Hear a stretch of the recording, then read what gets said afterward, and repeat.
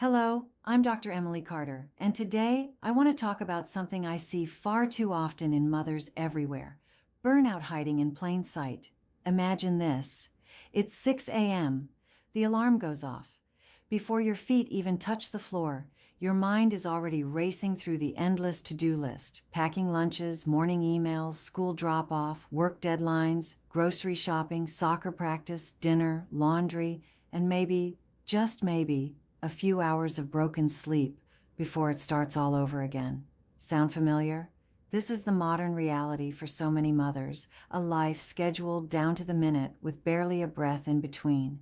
Society tells us we must do it all, but what it doesn't tell us is the hidden cost. From a medical standpoint, living in a constant state of time pressure takes a serious toll on the body. When your schedule never slows down, your brain remains locked in high alert. Stress hormones like cortisol surge, and when cortisol stays elevated day after day, it begins to disrupt your circadian rhythm, the body's natural sleep-wake cycle. Dr. Matthew Walker, in his book Why We Sleep, explains how this disruption impacts everything, from memory and mood to immunity and heart health. In short, overscheduling isn't just stressful. It can silently shorten your lifespan. Here's the irony. The more moms try to fit into the day, the less energy, focus, and vitality they actually have. You can't pour from an empty cup, but overscheduling drains that cup dry. Let me share an example. A patient I once spoke with was a dedicated working mother. She prided herself on keeping a flawless schedule, every 15 minutes accounted for. On paper, she was a master of time management. But in reality, she was exhausted, irritable, and constantly battling migraines. Her body wasn't weak. It was simply crying out for recovery time that never came. So what can we do? The first step is to challenge the myth of doing it all.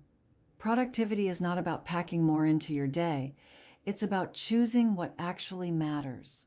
James Clear, in his book Atomic Habits, reminds us that success comes from small, consistent choices.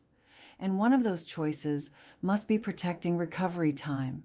Instead of cramming every hour, try time blocking. Not just for tasks, but for rest.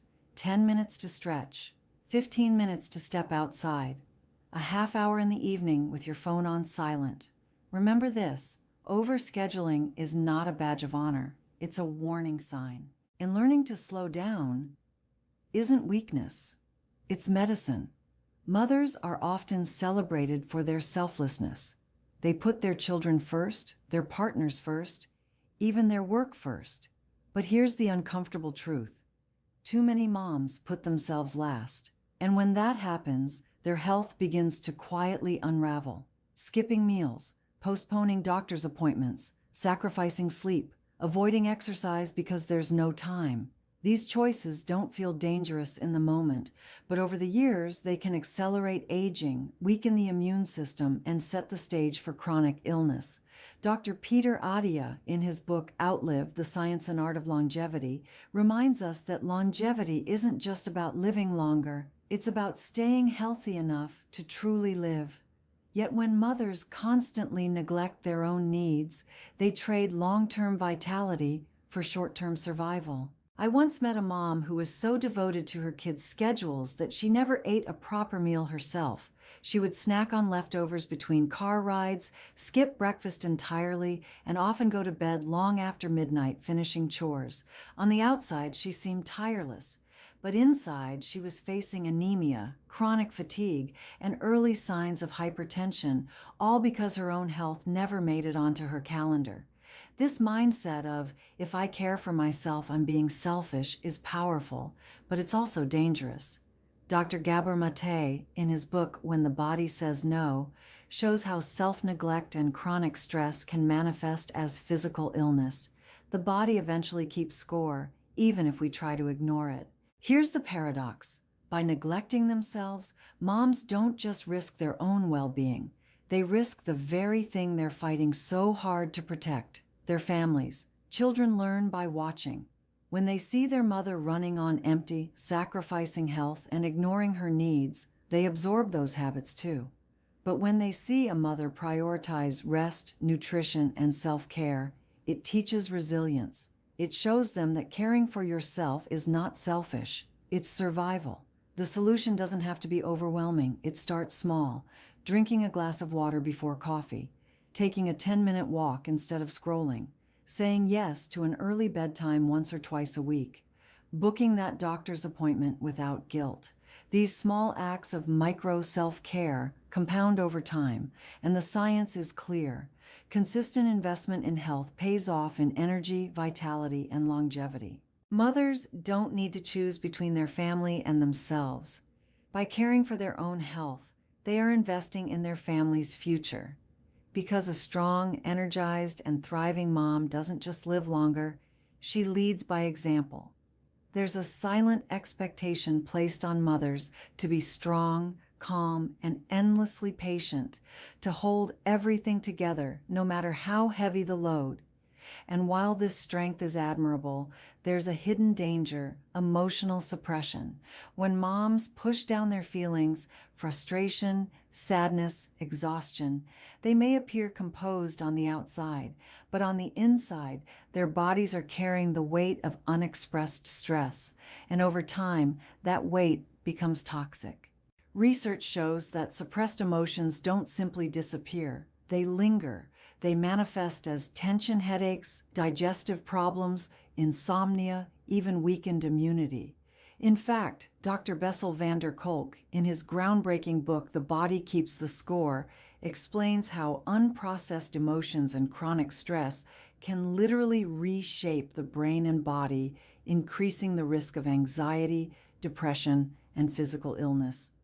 I once worked with a mother who never allowed herself to cry in front of her children. She told me, "I don't want them to see me weak." But what she didn't realize was that bottling up her emotions was leaving her exhausted, irritable, and in constant pain. Her body wasn't failing her. It was signaling that she could no longer carry the burden of silence. The truth is, pretending to be always strong is not strength at all. It's isolation. True resilience comes from acknowledging emotions, expressing them in healthy ways, and seeking support when needed. That could mean journaling at night to release the day's weight. It could mean reaching out to a friend and saying, "I'm not okay, can we talk?" It could mean therapy, meditation, or even simply giving yourself permission to feel without judgment. Mothers are human, and humans are emotional beings. Suppressing those emotions doesn't make them disappear. It makes them louder until the body itself begins to speak through illness, fatigue, or burnout. So let me say this clearly. Allowing yourself to feel is not weakness. It's wisdom, and it may be the single most powerful step toward protecting your long-term health. We've now seen the 3 hidden behaviors that quietly drive mothers toward burnout: overscheduling, neglecting their own needs, and suppressing emotions. On their own, each one is damaging, but when combined, they form a powerful loop, what I call the burnout cycle. It begins with doing too much: the endless calendar, the full plates, the sleepless nights. That leads to fatigue and self-neglect, meals skipped, exercise postponed, appointments delayed, and when exhaustion deepens, emotions become harder to process, so they get buried, and the cycle starts again, only heavier, harder, and more difficult to break. But here's the hopeful truth: burnout is not permanent. With the right steps, it can be reversed, and when we address it early, we can prevent years of silent suffering. The first step is recovery. That means protecting sleep like your life depends on it, because in many ways it does. Dr. Matthew Walker, author of Why We Sleep, shows that sleep isn't just rest. It is the body's most powerful healing mechanism, repairing cells, restoring energy, and protecting the brain. The second step is redefining productivity. Instead of measuring success by how much you get done, measure it by how sustainable your life feels. Greg McKeown, in his book Essentialism, explains that less, but better, is the key to thriving. Not every task is essential, and saying no is often the most powerful form of self-care. The third step is emotional resilience. That means practicing daily habits that allow emotions to flow, not fester. Meditation, prayer, journaling, therapy, or simply regular conversations with trusted friends, These aren't luxuries, they are lifelines. Breaking the burnout cycle doesn't happen overnight. But every small step, one more hour of sleep, one skipped obligation, one honest conversation, adds up.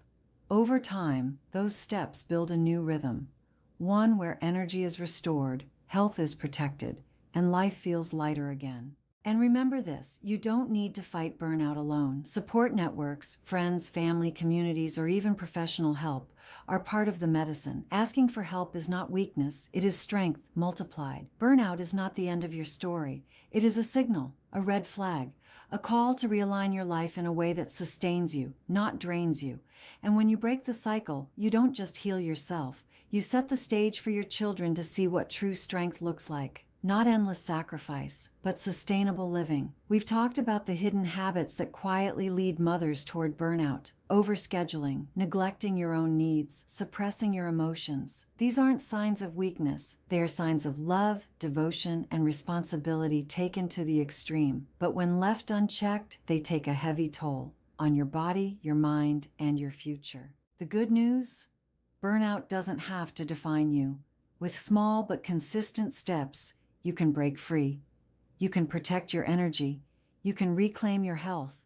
And most importantly, you can begin to thrive again. Remember this: self-care is not selfish. It is science. It is medicine. It is the foundation of longevity. Dr. Peter Attia, in his book Outlive, says that the key to living longer isn't just about adding years to your life, it's about adding life to your years. And that's exactly what every mother deserves. When you prioritize your well-being, you're not taking away from your family. You're giving them the best version of you, a mom who is present, energized, and able to lead by example. So I'll leave you with this thought: your health is not just for you. It is the greatest gift you can give to your children. Because when you thrive, they learn how to thrive too.